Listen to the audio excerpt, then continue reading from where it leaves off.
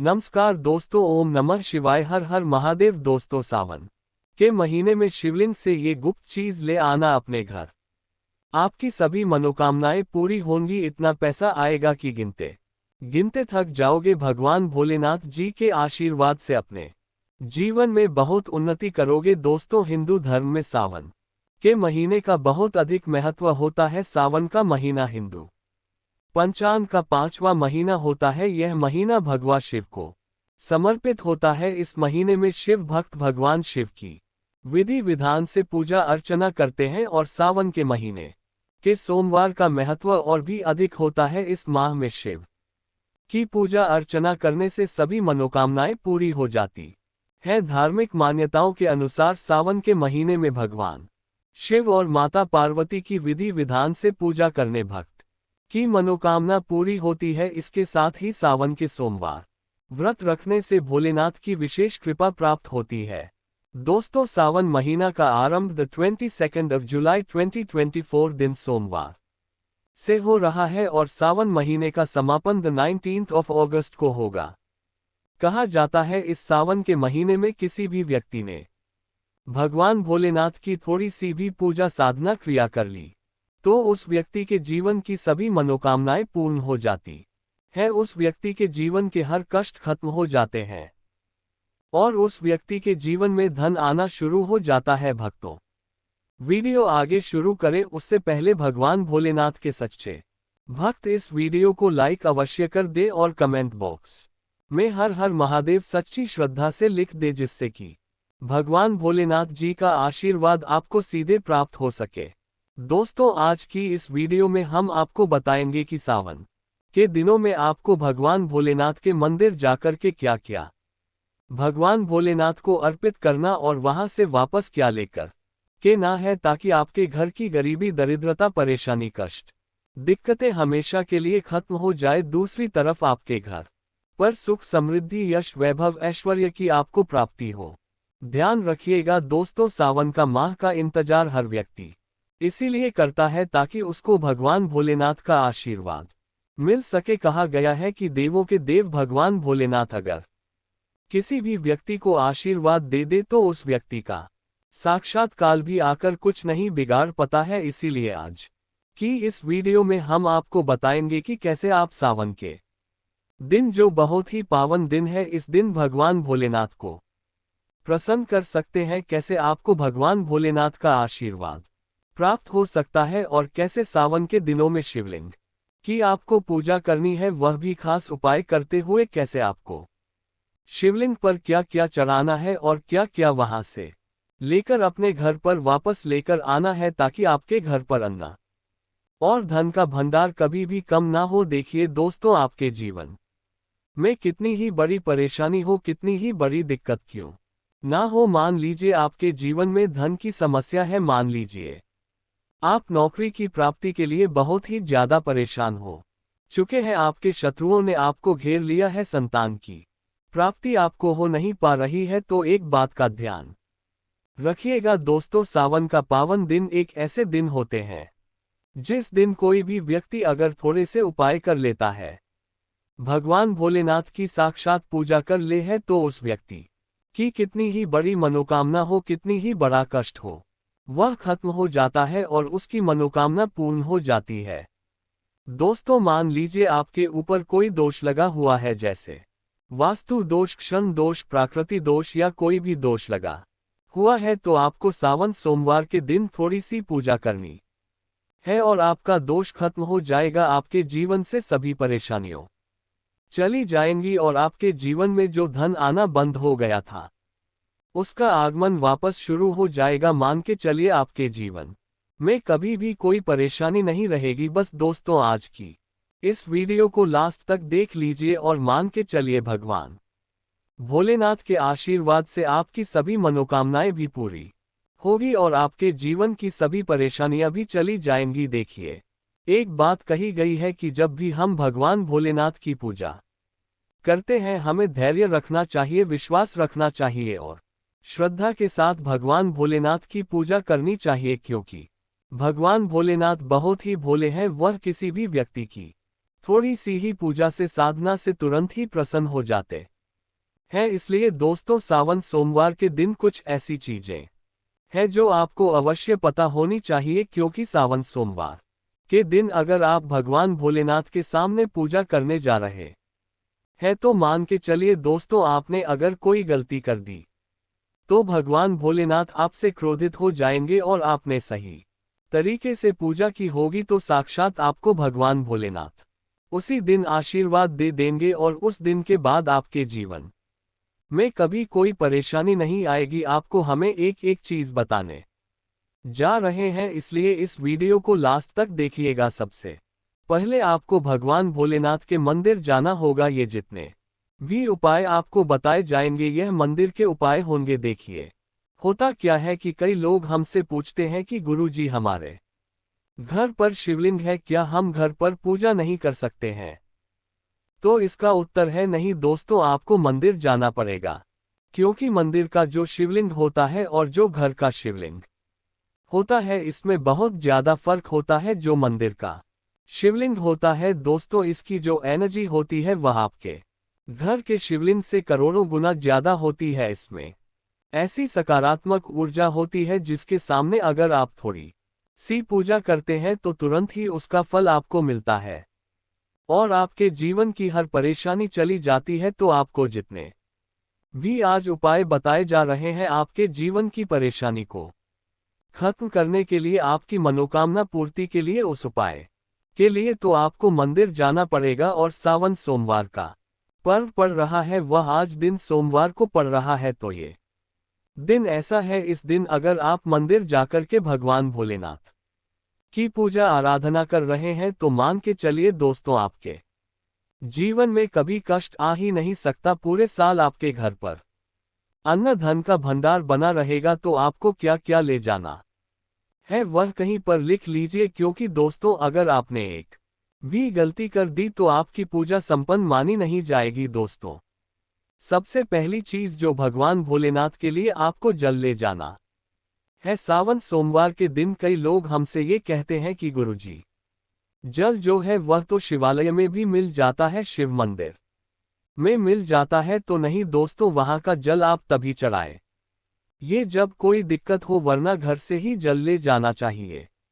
आखिर घर से जल क्यों ले जाया जाता है, इसकी भी बात सुन लीजिए। घर से इसीलिए आपको जल ले जाना है ताकि आपके घर का जो जल ले जा रहे हैं भगवान भोलेनाथ पर चढ़ाने के लिए, उसी जल के द्वारा आप भगवान से जुड़ जाएंगे। उस जल के द्वारा आप भगवान को अपनी सभी दिक्कतें बता देंगे, और उस जल को जैसे ही भगवान भोलेनाथ पर आप चढ़ाएंगे, अपनी समस्याओं को बताते हुए वह समस्या आपकी खत्म हो जाएंगी। इसलिए घर से जल ले जाएगा आप सबसे जरूरी चीज जो जल ले जा रहे हैं उसमें 2-4 बूंद गंगाजल जरूर डाल दीजिएगा, क्योंकि गंगाजल डाले बिना आपकी पूजा संपन्न नहीं मानी जाएगी। महाशिवरात्रि के दिन तो आपको जल ले जाना है, उसमें गंगा जल डाल करके।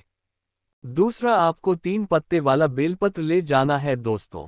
बेलपत्र बहुत ही शुभ होता है। आपने अगर मान लीजिए एक तरफ 1 हज कन्याओं को खाना खिलाया है, दूसरी तरफ भगवान भोलेनाथ को बेलपत्र चढ़ाया है, तो ये दोनों बराबर माने जाते हैं, इसलिए बेलपत्र जरूर ले जाएगा। तीसरा, आपको सफेद पुष्प ले जाना है। सफेद पुष्प भगवान भोलेनाथ को चढ़ाए जाते हैं, इसीलिए सफेद पुष्प पर भगवान भोलेनाथ के लिए आपको ले जाना है सावन सोमवार के दिन, ताकि भगवान भोलेनाथ का आशीर्वाद आपको मिल जाए, जिसके बाद आपके जीवन की हर परेशानी खत्म हो जाए। दोस्तों, सफेद चंदन ले जाना अनिवार्य होता है सावन सोमवार के दिन। और ध्यान रखिएगा दोस्तों कि भगवान भोलेनाथ को अगर आप दूध अर्पित करने जा रहे हैं तो एकदम कच्चा दूध होना चाहिए, पका हुआ दूध नहीं होना चाहिए, कच्चा दूध होना चाहिए। अब आपको और क्या क्या ले जाना है देखिए। अगर आप चाहते हैं कि आपकी हर मनोकामना पूरी हो तो एक डिब्बा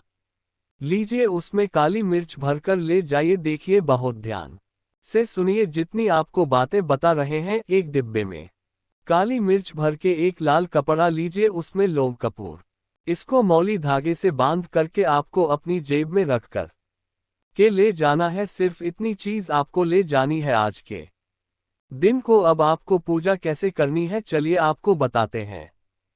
बहुत ध्यान से लास्ट तक देखिएगा और जितनी भी चीज आपको बताई जा रही है इन चीजों को आपको ले जाना है और शिवालय से वापस लेकर आना है अपने घर पर, ताकि आपको धन की प्राप्ति हो सके, आपकी कोई भी मनोकामना हो वह पूर्ण हो जाए। भक्तों, आप पहले जाएंगे मंदिर, सबसे पहले आपको इस बात का ध्यान रखना है मंदिर जाने से पहले ही काले या नीले कपड़े का धारण करके मंदिर ना जाए, वरना भगवान भोलेनाथ का आपको क्रोधित रूप देखना पड़ सकता है। सबसे पहले आपको ये करना है कि पतली धार बनाते हुए जल भगवान भोलेनाथ को अर्पित कर देना। बहुत ध्यान से सुनिए भक्तों, पतली धार बनाते हुए भगवान भोलेनाथ को जल आपको अर्पित कर देना है। अब आपको ये करना है दोस्तों कि भगवान भोलेनाथ को चंदन लगाना है।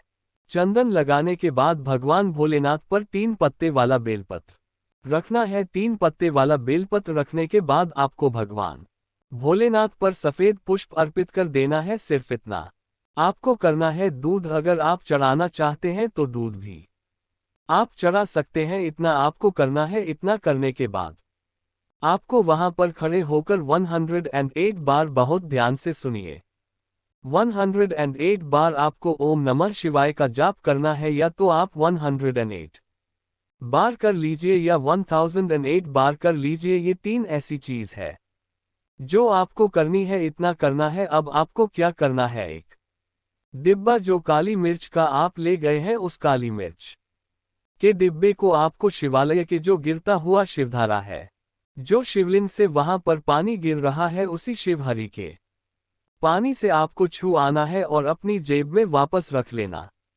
है। ये जो लाल पोटली आप ले गए हैं बंद करके लोग की, इसको भी छुआ है, वापस रख लेना है। अब आपको क्या करना है, जिस लोटे में पानी ले गए थे या जिस लोटे में भी आप दूध ले गए थे, उसमें आपको क्या करना है, आपको जो भगवान भोलेनाथ का पानी वहां पर गिर रहा है, भक्तों ध्यान रखिएगा, शिवलिंग की जो पानी नीचे गिर रहा है, उसी पानी का थोड़ा सा पानी अपने लोटे में ले लेना है। ध्यान रखिएगा, जो आपने लोटे में पानी भरकर ले गए हैं वह पानी वापस बचाना नहीं है, वह तो पूरा आपको भगवान भोलेनाथ को अर्पित कर देना। जो शिवलिंग से पानी गिर रहा है, उस पानी को आपको अपने लोटे में वापस ले लेना है। भक्तों, मान लीजिए आप ये सोच रहे होंगे कि कई लोग वहां पर पानी चढ़ा रहे हैं, तो इस बात की आप चिंता ना करें, क्योंकि भगवान भोलेनाथ के शिवलिंग पर जब भी पानी चढ़ाया जाता है वह अमृत बन जाता है। कहाँ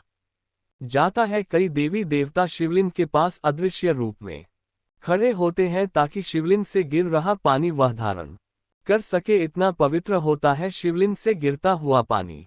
तो शिवलिंग से गिरता हुआ पानी को आपको अपने लोटे में ले लेना, सिर्फ थोड़ी सी बूंदे ले लेनी है। अब आपको क्या करना है, आपको घर वापस आना है, जो आपने लोटे में पानी लिया है। भक्तों, इसको घर पर आते ही घर के लोग जो है आपके, उनके ऊपर थोड़ा थोड़ा पानी छिड़क देना है। घर के हर कोने में पानी छिड़क देना है, घर के मुख्य द्वार पर पानी छिड़क देना। सिर्फ इतना आपको करना है, इतना आपने कर दिया। अब मान लीजिए पूरे साल आपके घर पर नकारात्मक शक्तियां नहीं आ पाएंगी, आपके घर पर कोई काला जादू, काली विद्या करवाने की कोशिश करेगा तो वह आपके घर पर नहीं कर पाएंगे। इससे आपके घर से नकारात्मक शक्तियां चली जाएंगी और सकारात्मक ऊर्जा आ जाएगी। यह जो अब काली मिर्च का भगवान भोलेनाथ जी के शिवलिंग से छुआ कर लाए हैं, इसको पूजा घर में रखें। ये जो काली मिर्च का डब्बा है आपके पास, इसे कभी भी आप किसी शुभ कार्य के लिए निकले, जैसे मान लीजिए आप बिजनेस मीटिंग के लिए जा रहे हैं, नौकरी की प्राप्ति के लिए जा रहे हैं, काली मिर्च घर के मुख्य द्वार से पहले रख के उसको कुचल हुए निकालिए। मान के चलिए आपके काम में जो भी बाधा आने वाली होंगी, वह बाधाएं भगवान भोलेनाथ के आशीर्वाद से अपने आप है हट जाएंगी, और आप जिस कार्य के लिए भी जाएंगे उस कार्य में आपको सफलता मिलेगी। दोस्तों, भगवान भोलेनाथ का यहाँ पर आपको साक्षात आशीर्वाद मिलेगा सावन सोमवार के दिन, और आपके जीवन से हर परेशानी चली जाएगी। सावन सोमवार की रात आप अपनी सभी प्रकार के बुरी अनिष्ट शक्तियों से छुटकारा पा सकते हैं। जो लोग भोलेनाथ माता पार्वती की पूजा करना चाहते हैं वह इस दिन अपने घर पर पर्त का शिवलिंग रख लीजिए। अभिमंत्रित होना चाहिए जो भी शिवलिंग आप रखें, अच्छे से उनको मंत्रों द्वारा भी अभिमंत्रित करके रखें। स्फटिक हो, नर्म स्वर शिवलिंग हो, कोई भी रखिए अच्छे से। उनको भोलेनाथ को अपने घर पर ही पूजन कीजिए, एक लोटा जल चढ़ाकर, क्योंकि मंदिरों में बहुत भीड़ भाड़ होती है और सावन सोमवार पर यही भीड़ का नज़ारा बहुत ही खूबसूरत लगता है। कोने कोने में शिव भक्त है। अगर आप मंदिर में नहीं जा सके या ठीक से जल नहीं चढ़ा पाए तो घर में ही शांति से आप पूजन करें। गन्ने का रस हुआ, पंचामृत हुआ, इससे आप इस दिन भोलेनाथ का अभिषेक कीजिए। दूध, दही, घी, शहद, शक्कर, पंचामृत बना करके अभिषेक कीजिए दोस्तों। फिर भोलेनाथ का श्रृंगार कीजिए, चंदन चढ़ाई, अक्षत चढ़ाई, जनेऊ अर्पित कीजिए, थोड़ा सा चंदन का इत्र, क्योंकि चंदन का इत्र विशेष रूप से शिव शंभू को बहुत प्रिय है, तो वह आप अर्पित कीजिए। उनके पसंदीदा पुष्प चढ़ाए, आंकड़े की माला से उनका श्रृंगार कीजिए दोस्तों। कनेर के सफेद पुष्प चढ़ाए, कमल हुए, गुलाब हुए, बेल हुए, यह फूल उनको बहुत प्रिय है, यह अर्पित करें।